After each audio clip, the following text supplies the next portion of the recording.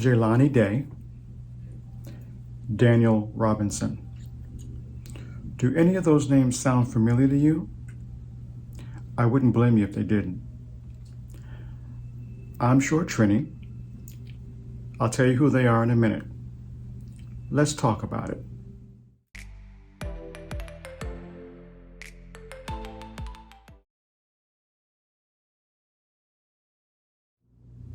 Hey, what's up, guys? It's Short Trini. Welcome to another edition of Let's Talk About It. By now, we've all heard of the tragic death of Miss Gabby Petito. She is the Caucasian woman who went on a cross-country adventure with her boyfriend. Her body was recently found a couple of days ago, and her boyfriend is the prime suspect because neither he nor his parents were cooperating. He's actually turned up missing, so they're looking for him as we speak, and her death has been ruled a homicide. Now, the media coverage, you couldn't get away from it. Everywhere you turned, there was something about Gabby. And, rightfully so. And before I continue, I want to express my condolences to her family. No parent should have to bury a child. But I have an issue with something. In my intro, I talked about two people, Jelani Day and Mr. Daniel Robinson. These are two African American men who have gone missing. As a matter of fact, one of those men, Jelani Day, his body was recently found on the 7th after going missing since August. The thing that gets me about this entire thing is that as much coverage as there was about Gabby, Miss Petito's disappearance and unfortunate death, very little media coverage was given to Jelani Day or Mr. Daniel Washington's disappearance. Why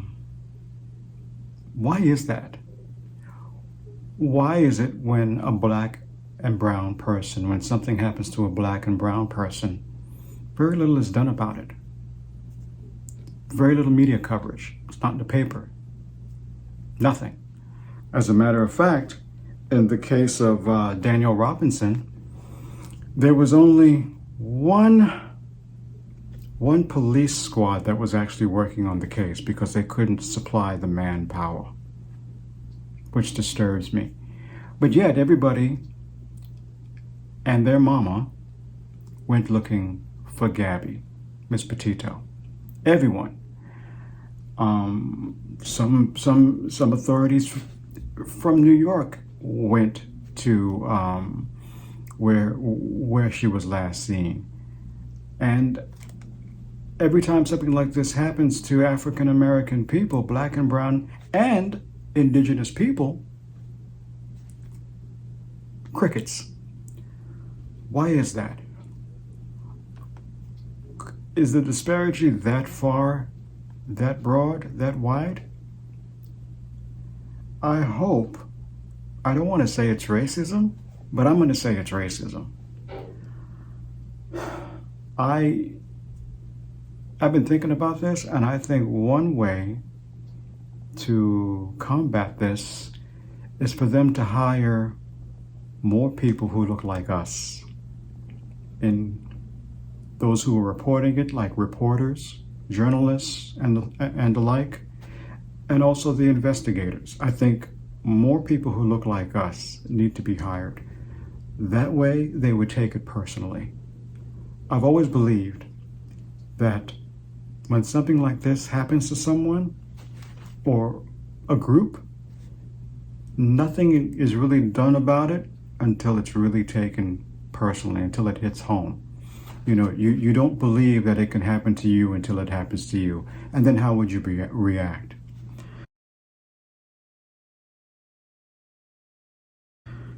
What do you guys think? Do you think that the disparity between missing persons who are African American and indigenous, do you think the divide between them and their Caucasian counterparts are as wide as it seems? Or do you think that it's all equal? Let me know in the comments, okay? As usual, please like, share, and subscribe to this channel. I want to thank everybody who has emailed me in my absence. I had, some things to take care of, full disclosure. And but now I'm back, so you can expect a video from me, if not weekly, bi-weekly. But Let's Talk About It is back. And like I said, if you have any comments, please leave them. If you have any suggestions, leave them in the comments. Until next time, short Trini, let's talk about it. Peace.